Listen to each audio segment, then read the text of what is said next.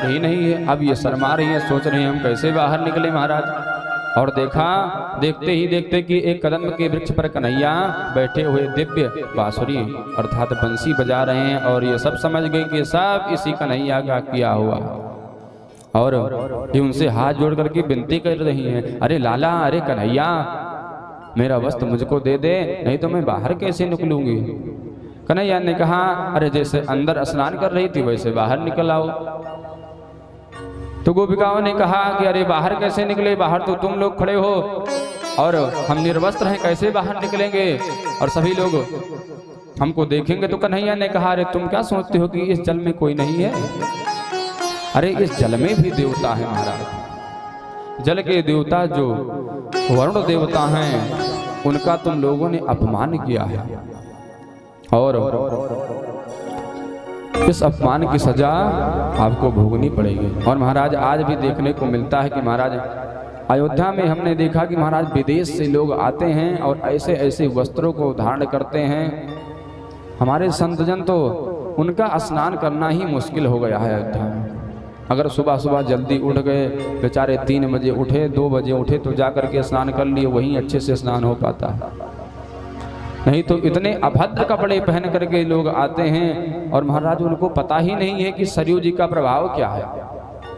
वो क्या जाने, वो तो वहाँ पर घूमने टहलने के लिए आते हैं, आनंद लेने के लिए आते हैं। चलो एक नदी है वहाँ, उस नदी में नहाएंगे, उसको नदी कहते हैं। अरे मूर्ख, उसको तुम नदी कहते हो जिस नदी को जल लेने से और उस नदी का जल लेकर के जिस दूध में मिला दिया जाता है और वह भी दूध बन जाता है, उसको तुम नदी कह रहे हो।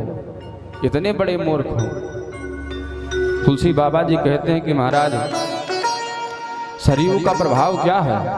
कोटि कल्प काशी बसे, मथुरा कल्प हजार, एक निमिष सरयू बसे, तुले न तुलसीदास।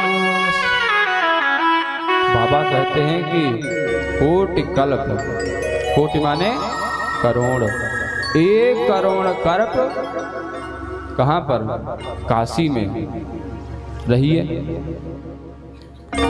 कल्पवास कीजिए।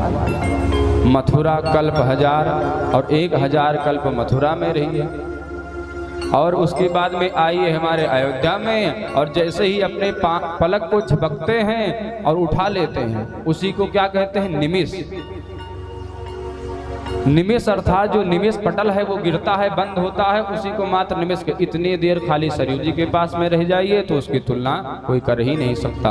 और महाराज ये अयोध्या की भूमि कैसी है? बोले महाराज जल चर थल चर नभ चर नाना, जे जड़ चेतन जीव जहाना।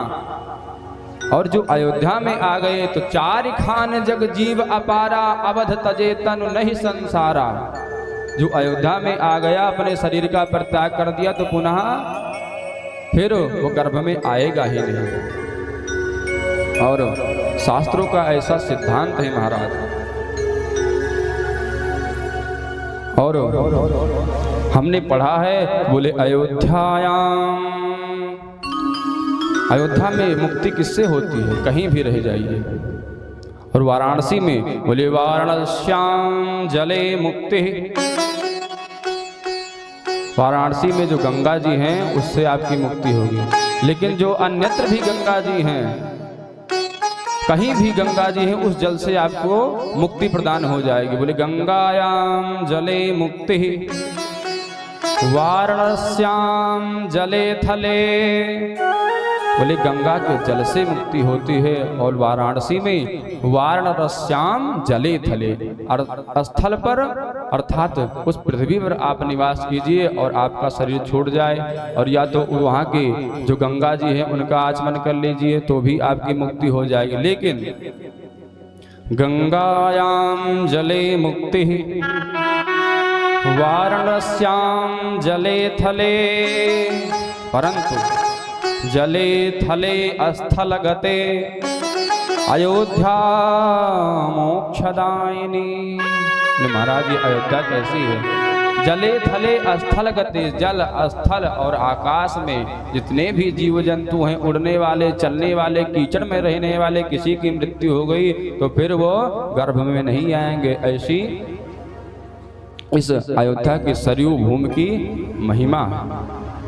और महाराज कन्हैया ने कहा कि आपने जो दोष किया है, इस यमुना जल में भी वरुण देवता हैं और उनके गण भी साथ में हैं, तो वो भी तुम्हारा दर्शन करते हैं। तो फिर कन्हैया ने कहा तुम बाहर निकलो तभी मैं तुम्हारे वस्त्र को दूंगा। तो फिर गोपियों ने अपने दोनों हाथ से अपने गुप्तांग को ढक लिया और फिर बाहर निकली। उसके बाद में कन्हैया ने सभी के वस्त्रों को दे दिया। बोले आज के बाद ऐसी गलती कभी मत करना।